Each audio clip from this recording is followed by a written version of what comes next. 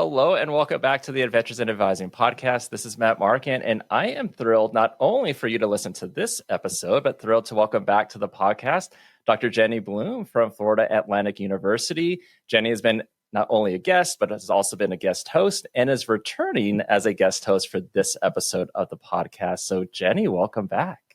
Thanks so much, Matt. I am super excited about today's episode and the person that I'm going to be interviewing. So thank you so much for this opportunity. I think it's going to be a lot of fun. Yeah, and I can't wait to see you in person at the NACADA annual conference. And I'm not going to take any more time. You have a fantastic person you're going to be interviewing today, so I turn it over to you. Excellent. Thank you so much, Matt. So it is my honor and privilege to interview today not only one of the giants of the field of advising, but also my personal and professional mentor and my really good friend, Wes Habley. So, Wes, welcome to Adventures in Advising. Thank you, Jenny. It's really good to be here to chat with you again. So, Wes, the traditional first question on the Adventures in Advising podcast is, tell us a little bit about your journey. And I'm going to ask you to cover from your undergraduate career through your doctorate to get us started. So, Wes. Okay. Well, like many people, I excelled in the field of music when I was in high school. So I went to the University of Illinois with the intent of being a music teacher. And I discovered when I was doing my student teaching that I would have to listen to fifth graders try to make sounds on instruments every year for the rest of my life, and decided that was not quite for me. So I basically went on, and I was actively involved as an undergraduate, president of the residence halls, men's residence halls, and president of the concert band at the University of Illinois. But I went on for it because I started getting involved with a lot of student activities and such. I took a master's degree in student development at the University of Illinois.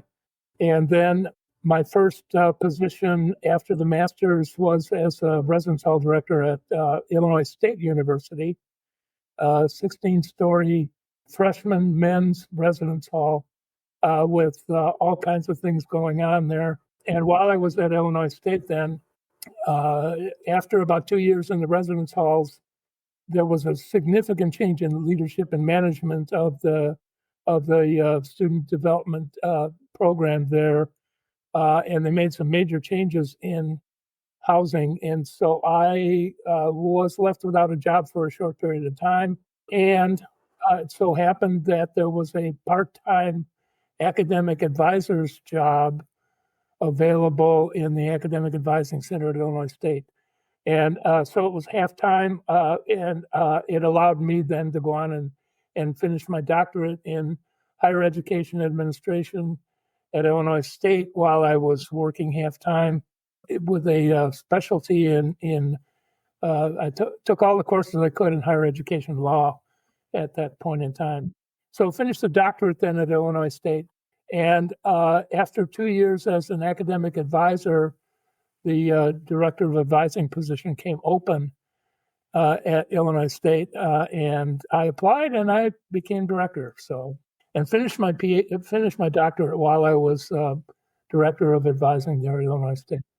Excellent. So, of course, you and I have both Illinois State and the University of Illinois in common. We kind of switched our bachelor's and doctorate. I got my bachelor's at Illinois State and my doctorate at the University of Illinois. Right. So I want to ask you about the fascination with higher ed law. What led you to take as many courses as you could in higher ed law? Well, there were two reasons. Number one is, and most people may not recognize the name, but M.M. Chambers was a significant faculty member at the University of Illinois, and he edited several books called The Colleges and the Courts and several other things. So I took 3 courses from him, and at the second reason, and found him to be very inspiring and a great teacher who's now retired and has passed away. But the other thing was significantly interested in the law. I was one of those people who got reasonably good law school admission test scores and was stricken by the fact that they were not good enough to get into necessarily a Class A law school. So I was interested in the law, and as it turned out, my son is a lawyer now, and so there must be something in the genes a little bit. Yeah, there must be. Now, another question I wanted to ask you about was, my understanding is that you had an opportunity to take a class from Terry O'Banion. Yeah, that was in my master's degree program at Illinois. I found him. I didn't realize that he had bounced around a little bit, but he was not at Illinois for very long. But he was an outstanding teacher. One of the things that he did in his class was it was a very participatory class, and at the beginning of class, he divided us up into teams, and our responsibility was throughout the course of the semester to basically build an innovative community college. And we had kind of an outline of the areas we needed to cover and how we would do that. I found that to be real intriguing as a teacher, and as an individual, he was a very compelling guy. The other thing that he asked me to do, and I guess this is typical, ask your graduate students to do this, is he wrote a book on the community college student development with Alice Thurston. And during the course of the semester I was in his class, he asked me to do as a final project to do the chapter summaries or the section summaries for the book. So I guess in some ways my first publication was uncredited, but it was the introduction to groups of chapters in that book. So I found him to be very good. It was also a really wonderful experience for me to introduce him, I think, at the 2000 NACADA conference when he spoke. So great guy. Yeah. What a special opportunity to have been one of his students. Can you tell me a little bit about your own personal experience as a student with advising as an undergraduate and or graduate student? Are you really going to ask? You're really asking me this question? I really am. Because I often talked about it in some of my presentations. And when I was an undergraduate, I had an academic advisor whose name who shall remain nameless. But this individual was about 2 years from retirement, and her field of expertise was harpsichord pedagogy. My advising sort of went like this. Every semester, we'd get a little message from the advisor saying it's time to set up your appointments, and I'd do that. And I'd show up at the appointed time. The advisor would be running late. I'd walk in, and the advisor would say to me, "Have you thought about what you want to take?" And I'd say, "Yeah, these are the classes I'm thinking these are the classes I have to take. These are the classes I don't want to take, but I have to take. And these are the classes, and the advisor said to me, that looks good to me. Let me sign your program." And that was it. A little later on, when as I came into the field of advising, I recognized the fact that it was so much more than signing programs. And there was, why didn't Miss Wilson ask me questions about why I wanted to teach music, and other kinds of things. And that's when I said, literally listening to students make sounds on their instruments in 5th grade every year for the rest of my life wound up not being exactly what I had in mind. So anyway, my graduate advising, as it turned out, boy, I don't remember my master's degree advisor. I remember several professors, and I think I told you the story about one of them. But at the doctoral level, it so happened that the advisor that I had was also the head of a grant for the Department of Vocational Technical Education in the state of Illinois, and I should have said that I spent 1 year out of the residence halls before I got the advisor job. I was the associate director of a grant a grant for the DVTE, Department of Vocational Technical Education, to use competency-based instruction to train vocational school technical school administrators. And so I worked in building learning packages for that year before I became an advisor. So, but anyway, the person who was my doctoral advisor was the person that headed this grant, who later went on to be, I think, the dean of School of Education at East Tennessee State after he was at Illinois State. Another similarity that we have is sounds like your student teaching was an aha moment for you, as it was for me when I realized that I didn't want to be a physical education teacher for the rest of my life. But just like you, I've kind of come full circle, and I certainly don't regret my undergraduate degree. Can you talk a little bit about how music has continued to play an important role in your life? Well, it is the thing to which I retired, as a matter of fact. Music was meant to be an avocation, and literally, even after I completed my doctorate, I continued to play when I could.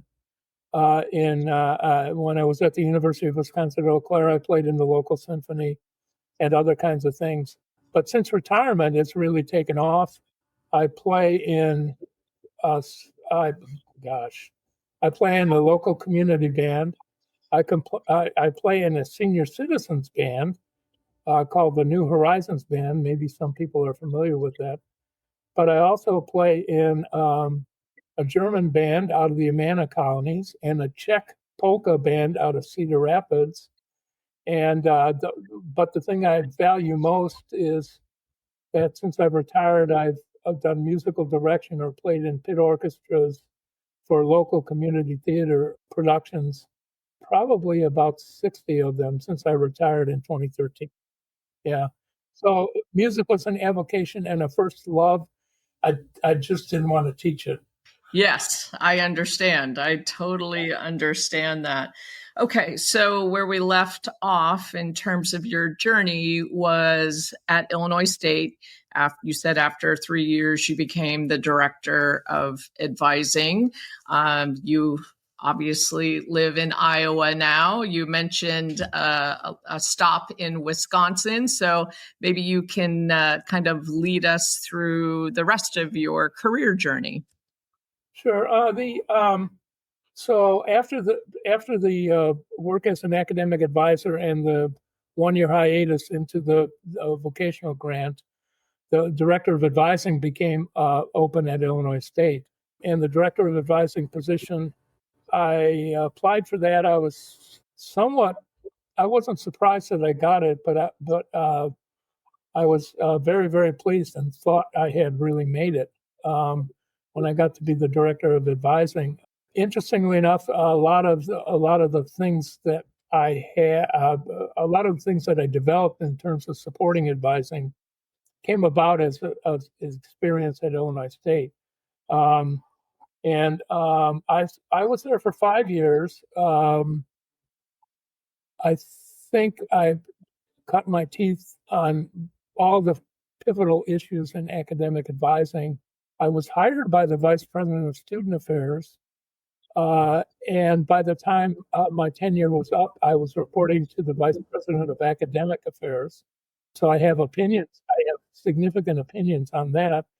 But also the organizational models that are in the literature, the 7 organizational models, came about as with my involvement at Illinois State and trying to find people who were doing the same stuff I was doing. and didn't find very many, but you know, certainly whet my appetite for trying to figure out how these things were organized. The also, when I was an academic advisor, I also worked with peer advisors, and so my support for peer advising comes from my work as director of academic advising, where I had in that advising center, I had 11, 11 the equivalent of 7 full-time staff advisors, and I had 7 faculty members quarter-time release from their departments and 39 peer advisors. And that's where my support for peer advising developed, and actually wound up being the first article I ever wrote. Yeah.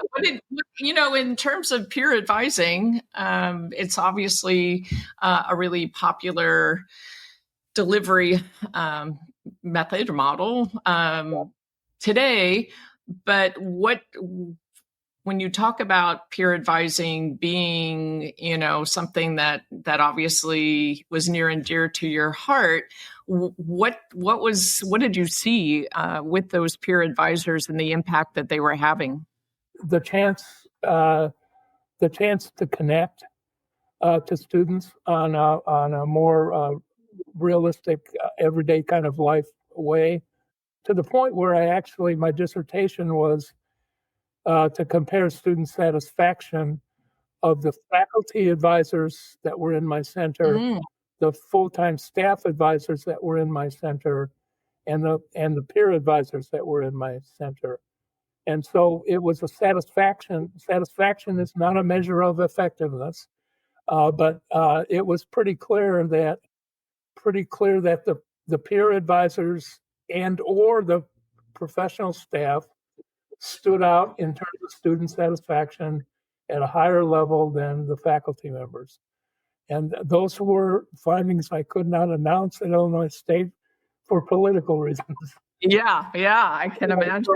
And it was a satisfaction. It was pretty straightforward. It was only 8 or 9 questions, but across all of the 8 or 9 questions, either the peer advisors or the professional advisors, staff advisors came in on top of the 3.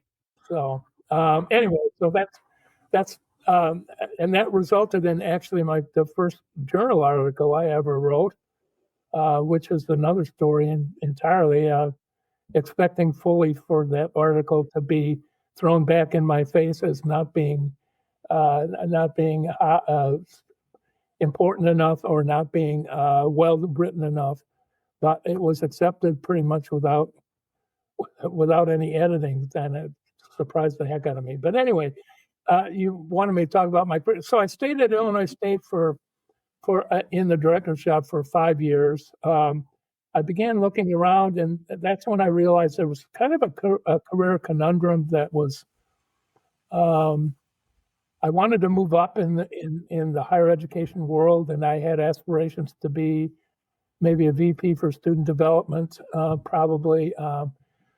But as I tried to move up the ladder, student development people were still not didn't necessarily want a piece of the action in academic advising, and so they were saying, well, academic advising is really an academic kind of thing, so you're really not a student affairs person. And the academic affairs people were saying, well, that's like counseling, so you're not an academic. And so that was sort of the career puzzle for me. So I moved from there to University of Wisconsin at Eau Claire in 1981, and where I broadened my responsibilities. I had academic advising, orientation, and career development under me at the University of Wisconsin at Eau Claire. Still aspiring to be a VP for student development of some type or another, but still finding the same I don't want to say biases, but still finding the same attitude, saying, well, you're really not an academic affairs person. You're really not a student affairs person. So anyway, so that's about that time, literally at Eau Claire, I began to write and I began to present. And when it became pretty obvious that I wasn't going to move up, ACT, American College Testing, came along and they had a unit there called the Center for Advancement of Educational Practices. At one point in time, it was run by Noel and Levitz. Some of the listeners may be familiar with Noel Levitz. They're not that active and visible right now because they've been brought into a larger company, I think. But anyway, ACT had a center which was called the Center for the Advancement of Educational Practices, which was primarily an educational unit that did workshops and conferences. And individuals that had heard me speak, I think, about academic advising, they had already done one or two academic advising workshops, day-long or two-day conferences, basically, that they had presented. And I think they saw my knowledge or my ability in advising. And I went to ACT as the associate director of that center.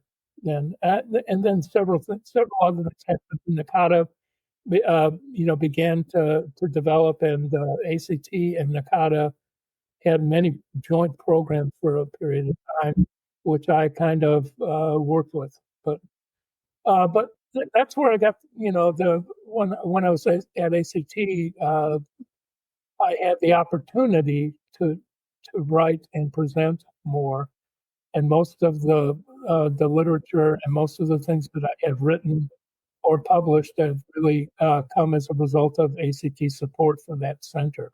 So, yeah, and I've got all kinds of books here from your time with the status of academic advising. You had the ACT National Survey of Academic Advising, and this was really important work because it was a survey of what was happening on a national basis in academic advising. And so can you talk a little bit about these surveys and the impact of them? Well, the surveys were actually started. The first survey was done even before I was at ACT, and it was done by David Crockett. And I forget the date of it. It probably was 1979, I believe. And it was critically important to have more data about academic advising practices and programs. The second, well, there were 5 of them totally, 5 of them done totally. And interestingly enough, I had final reports for 4 of them. I couldn't find I think the second or third one, but those surveys were done in conjunction with ACT's research staff, and later on, I forget. I think the 4th and 5th surveys were done in conjunction with NACADA, and they resulted in 4 more full-blown monographs and such.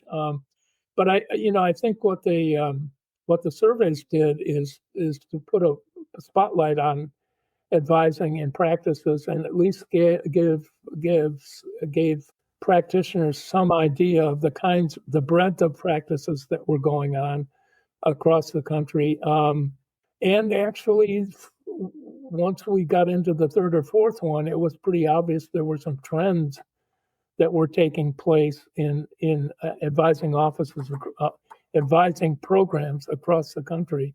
And people were beginning to discover that there was more than faculty-only model and an advising center. There were several different kinds of advising centers. The models that were shared models, one in which the staff advisors and the faculty advisors shared the responsibility in some way, shape, or form in different ways, but basically that's That's where the models, the 7 models really came from, in a sense.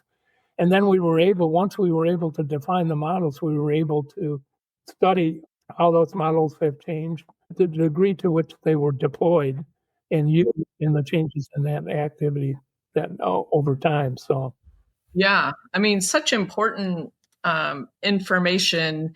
And as different colleges and universities were trying to either create or rework their advising structures, I don't know that a lot of people really understand that, this was your work on the organizational models, that those 7 models are, still discussed. And of course, different people have advocated for other additional models, but nonetheless, like, this was really groundbreaking work on your part. well, and you and I have talked about this. It actually started because I was curious about how students negotiated the system, the advising system, and that's really was a primary interest, and it was also stimulated by the fact that my good friend and colleague Tom Greitz wrote a document, an ERIC document, I think in the mid '70s or maybe 1977, where he said every institution is unique and no two institutions are alike in terms of how they approach advising. And Tom, if you're listening to this, that's a paraphrase. But anyway, um, frankly, I was basically saying, no, there has to be some more structural kind of thing we can look at. And so, again, it began as a flow model kind of thing. How do students negotiate a system of academic advising? And the models derived from the notion of following students through programs. I only originally had six models, but the 7th model came about at the first West Coast National Conference in, I forgot where. It was not. It was like the 3rd or 4th national conference. Anyway, I was doing the presentation on the models, and Cal State system had model number 7, which I now I'm trying to remember which of the 7 models it was, but that's how we got the 7th model. I think it was a model in which staff advisors took care of general education policies and procedures, and faculty advisors advised the curriculum in the program. So it was the dual model. Now I remember. Okay.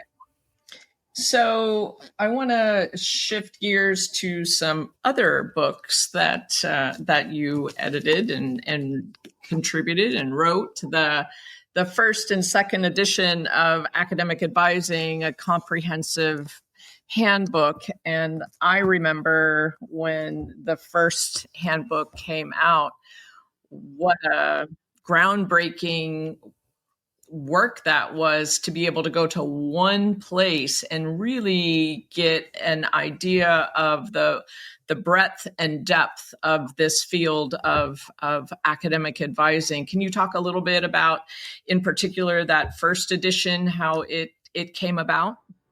I don't know the exact birth of that edition, except that Virginia Gordon, Tom Greitz, and I were asked to do it. I believe the first kernel of an idea came from Josie Bass, and I don't know if they didn't necessarily go to Virginia. I think they came through NACADA, and NACADA literally talked to Virginia and Tom, and then me, and I think that's basically how that was born. And so Virginia, Tom, and I split up the sections. We met on a lengthy basis and split up the sections, brainstormed the additional authors that we wanted for the particular sections of the book, and then each of us took a section or more, one or more sections of the book, and edited and worked with the individual authors to get the chapters. That was in 2000. I do remember it was the book came out in 2000. You mentioned the fact that it was the first time that there was an intelligent treatment of the entire field of advising. What I remember most I remember two things about the book. Number one is we had a signing session at the 2000 National Conference, and it was in conjunction with a lunch, or we had set aside an hour to have book signing, but we had almost all of the authors were there to sign their chapters, and we were there for 2 hours, and there was still a line. And what hit me there was so many people felt validated by having something they could put their hands on and say, see, there is substance of this. It's just not a bunch of soft-hearted people wanting to do stuff for students. There is some substance here, and I think that was that 2 hours was basically unbelievable in terms of the number of people and the people who came through the line to get their signatures on the chapter were just so thankful that they had something they could put their hands on and show to people to say, yes, we are real and we are important. Totally agree. I remember that at the 2000 conference. In fact, I think that's where you and I first, you became aware of me. I was aware of you long before then, and I have my signed copy right here, Wes, of I've got my signed edition of the second edition that all three of you, Virginia and Tom and you, signed. So I feel very, very blessed to have those. So Wes, I want to talk a little bit about that keynote address and what an impact that had on me, because I knew that you were spot on. And so I remember after you gave that keynote that I actually tracked you down right afterwards in the hallway. I don't know if you remember this, and just said, wow, what a fantastic keynote. And I told you about our similar backgrounds at the University of Illinois and Illinois State. And you were so kind to me, but how that did impact me was that, fast forward 7 years later, when I became president of NACADA, that was what, my main agenda item was to increase the amount of research on the field of academic advising. And so I'm really very, very grateful that you made that point. And you drove it home quite beautifully during the 2000 conference keynote that you did. So, that's just one of many, many contributions that you've made to NACADA. And I would love to kind of shift gears, because you were a founding board member. At my calculation, that you were the fifth president of NACADA from 1986 to 1988. You were treasurer.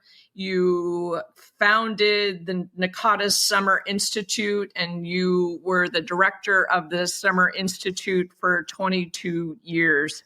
I would love for you to take us back in time to the founding of NACADA and what it was like to be a founding board member.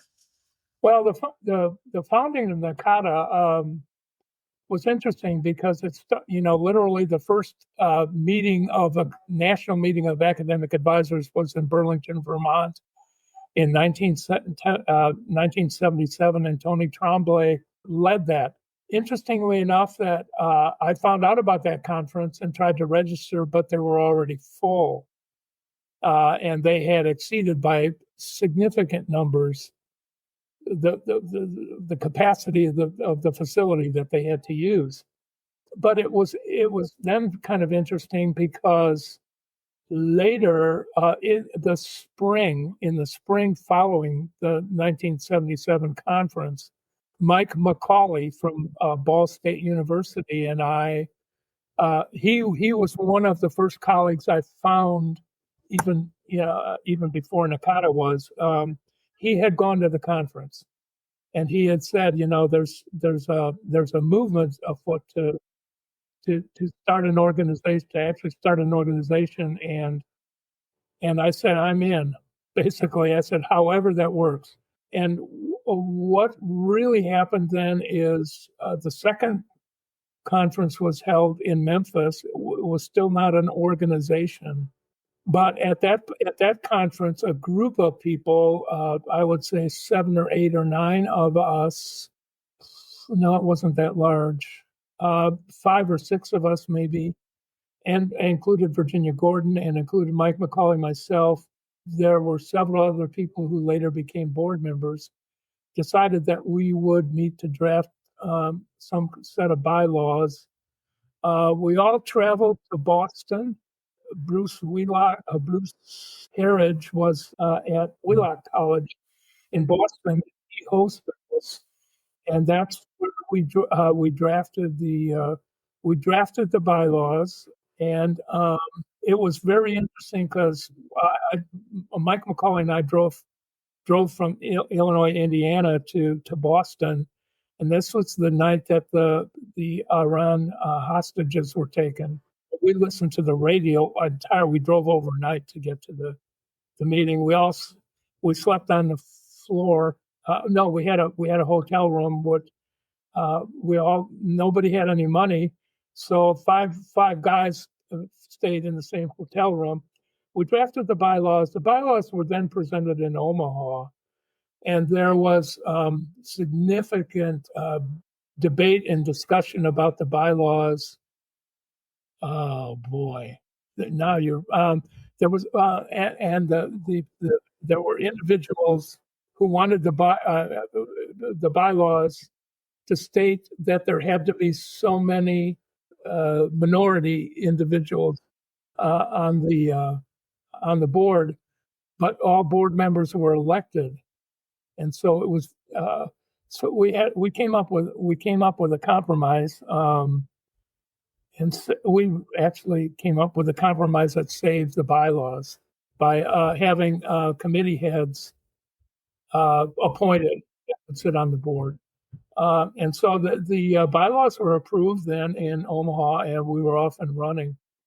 The next big phase that I was involved with would have been the establishment of the executive office. For several years, the conference was run for several years by the conference planning people at K-State, but that was their only responsibility. In it would have been the early 80s, we began to explore. Gary Kramer, Carol Ryan, and I were a 3-member committee that we actually let and put out a bid proposal to house the executive office of NACADA. And there were 3 institutions that applied. Interestingly, and so we met with individuals from those institutions to discuss their proposals. One of the institutions withdrew. A second institution was in the process of reorganization and couldn't commit at that point in time to get it off the ground when we wanted to get it off the ground. So K-State was the bid that housed the executive office. So that was my idea of dates. I could figure out what they were, but this was the executive office came into being in 90. 89 or 90, something like that. I think I'd have to go back and look. It may have happened even before then. It probably happened in 83, 84, 85. But so, anyway. Yeah. And then you were president for a couple of years. President for 2 years. There was a reorganization of NACADA, putting more emphasis on the executive office. And at one point in time, the term then became 1 year. So it's 1 year. A good deal of responsibility that the president might have undertaken in 2 years was turned over, in a sense, to the executive office.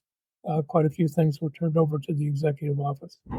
And then, the executive office obviously grew from that point forward. Right. Yeah.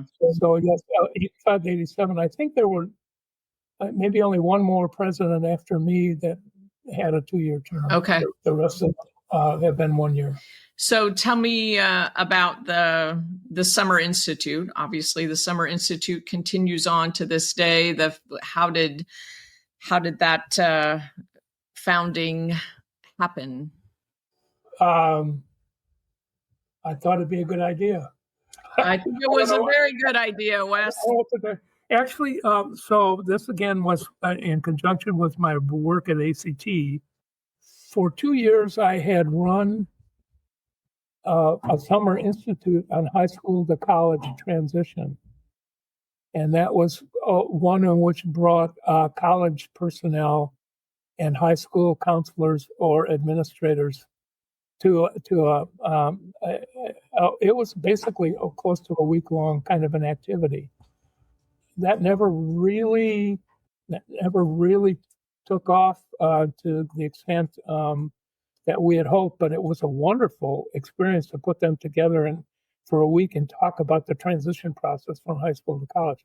Anyway, so again, the unit I was responsible for or worked with at ACT was charged with planning conferences and workshops. So I thought at least the delivery system of those high school to college transition workshops would probably work to academic advising. So the first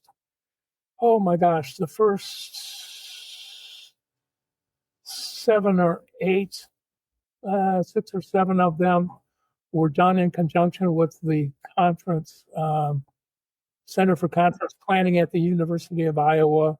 They were housed at the hotel at the university.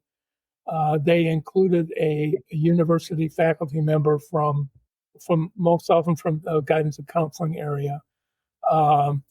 And the first summer institute, we had 6 faculty members, 2 from 4-year public colleges, 2 from 4-year private colleges, and 2 from community colleges. We had, I think, 65 participants. Some of whom I don't think they're still active, but some of them remained active for quite some time. It grew from there, and at the earliest stages of the Summer Institute, ACT and the conference planning unit at the university really handled all the details. I think it would have been 1993 we turned the administration over to NACADA in terms of handling all the details, in a sense. So the Summer Institute then, basically, moved to the administration, NACADA administering it, and that's pretty much the way it's been ever since. So yeah. Well, I mean, when you think about all of the advisors' lives that you've impacted through the Summer Institute, and thus all of the students that those participants impacted, that's very humbling. So, such an important contribution, Wes. Yeah. Speaking of contributions, I want to shift to talk a little bit about some of your scholarly contributions in terms of concepts that are continue to be relevant to this day. And where I'd like to, in addition to the organizational models, which we've already covered, the conceptual, informational, and relational components of academic advising, professional development, training. Obviously, those are alive and well today, being used broadly by NACADA, but by the field. So this was your original work. So I would love to hear the origin story on that. Origin story. Well, first of all, when I first started the job at the ACT National Center for Educational Practices, Dave Crockett and I were doing a workshop, a day and a half workshop, conferences on academic advising. And one of the topics that we needed to cover was actually training. And I began to look for anchors on training and how I could really anchor it, or what could we pin it on. And I think part of what I was where the ideas generated were the first job I had at the advising center at Illinois State before I became director also had peer advisors with it. And the peer advisors, I didn't underplay my role as an advisor there, but I was actually coordinator in the advising center, coordinator of advising for the College of Applied Science and Technology. And I had 5 peer advisors who worked with me, and I was responsible for training them. And so, I really looked around for any help on training advisors, and all I could find was give them a catalog and make them learn the catalog, make them learn the curriculum, make them learn the policies, make them learn this and make them learn that. And so when I began to think about training those peer advisors, you had to ask questions about why is this all important? That's a sense conceptual, and you had to give them some skills to learn about asking open-ended questions and about making sure that they heard what they thought they heard, and other kinds of things like that. And that really turned out to be the relational part of it. Plus a good deal of a couple of courses in my master's program and 2 courses in my doctoral program dealt with counseling and group counseling. And I know, if you don't have a relationship, you can't help. If you have an established, you can say establish trust. You can say have a relationship. You can say be genuine, be yourself and genuine person. But if you don't have a relationship, whatever you have to share is not going to be received. And so that's kind of how it started. And then from there, it seemed pretty logical to say they needed to know information, they needed to know why it's important, and they needed to make it work. And that's how coining the term. I guess I coined the terms just because I needed an anchor to do the workshop, and such. And that also, played into the advising surveys where we talked about the kinds of topics that were covered.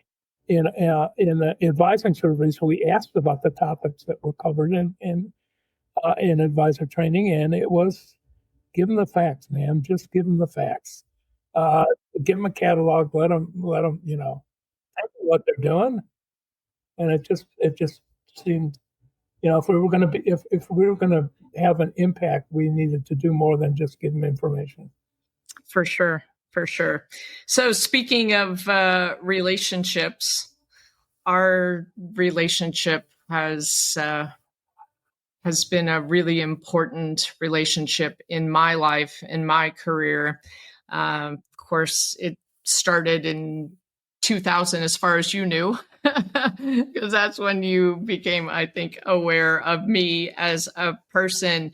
But, like it would be hard for me, Wes, to convey to you how grateful I am for the doors that you opened for me, the support that you gave me. And I'll just give you some like specific examples because I think relationships really are the key thing. But I think the first time that we had an opportunity to co-present together was with Virginia Gordon and with Kathy Byarski. And it was a presentation that we did, I think, at first in Ottawa, that was titled Developing Graduate Courses in Academic Advising. And wow, what a thrill that was for me to be co-presenting with Wes Habley and Virginia Gordon, and of course, Kathy Byarski, who's continues to be a dear friend of mine. But that you gave me that opportunity, not only in 2001, but it's also in 2002 and 2003. And probably one of the most humbling things in my life, my professional life, was when in 2003 you invited me to join the faculty for the NACADA Summer Institute, and I had the great honor of doing that in 2003, 2005, 2008. In 2007, you invited me to co-author a chapter in this second edition of the Academic Advising Handbook, which was on the topic of moving on from college. And then, the support you gave me when I served as president from 2007, 2008. And then in 2011, we had the first Appreciative Advising Institute, and I asked you if you would be willing to serve on the faculty for that Appreciative Advising Institute in Las Vegas at the Imperial Palace Hotel. And you said yes, and that gave instant credibility to this work that I had started doing in 2002. And then, in 2012, I had the great honor of co-authoring this book, Increasing Persistence, with you and Steve Robbins. I think, when people talk about mentoring, sometimes it seems like it can be just a one-time kind of thing. But boy, when you talk about sponsoring and advocating for someone, and especially in rooms where I was not, you were doing that for me over years. And I don't think Appreciative Advising would be what it is. I don't know that I'd be a faculty member right now were it not for you and for your belief in me, especially at a time. There have been many times when I didn't believe in myself, and you gave me opportunities to make mistakes. You overlooked some of my mistakes. They say wisdom's knowing when to overlook mistakes, and you did that for me, Wes. And, you continue to play this really important role in my life. We meet once a month on Zoom, and you continue to be just a source of inspiration. One of the things I've most appreciated about you is that we don't always agree on things, and we've been able to talk through those things. The hub of the wheel is, a famous example of that, but always with the greatest respect. And I just want to thank you, Wes, from the bottom of my heart for all that you have done. And these are just a few things that you have done for me. Let me be very clear. But over the last, 25 years of my life, you have always been there for me. And I can never pay you back, but I sure am trying to pay it forward by, mentoring others. So thank you. Well, it's difficult to respond to that in the truest sense, but you totally dismissed the notion that maybe Illinois State University's motto is "Gladly shall you learn and gladly teach." So you underestimate the impact you've had on me as a person who challenges at the same time and attempts to take the issue to the next level and to get to the root cause of stuff. You underplay the notion of how much a relationship means to the mentor as well as to the mentee, because people talk about the ideas that I have, or the what do you call them, organizational models, or the conceptual, informational, relational. The ideas that we shared are more important than who gets credit for the discussion and who gets credit for the ideas. I've had people come up to me at conferences and go, I don't know if you know anything about these models, but we have. It's sort of like, and I try to be nice, but anyway, Jenny, you underestimate the power that a mentee can have on a mentor. So don't ever forget that, because at the same point in time, you were challenging me with fresh ideas, ideas I had never thought about before. And those have all been real critical and probably have made me stay vitally engaged for longer than I had thought I would be on that topic. So, but anyway, I thank you too. Well, I have subsequently learned that, right? As I've had the great good fortune of being a mentor to many young professionals. I've always learned, more from them than they probably have learned from me.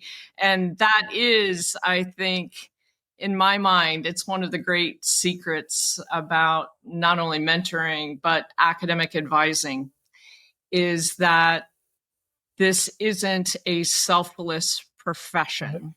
That, that when you're doing it from the heart and you're building those relationships, I've always found that I get more out of being an advisor. I learn more, I become better because of my interactions with my students.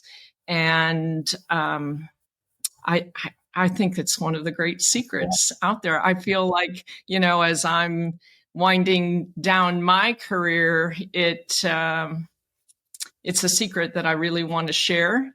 And I learned that secret from you. So thank you for that gift. Well, thank you for sharing it with others. Yeah, my total honor. So Wes, I think we will call it a wrap. Thank you for making this time to allow me to interview. And again, thank you for everything that you have done for me. Thank you. I appreciate you a lot.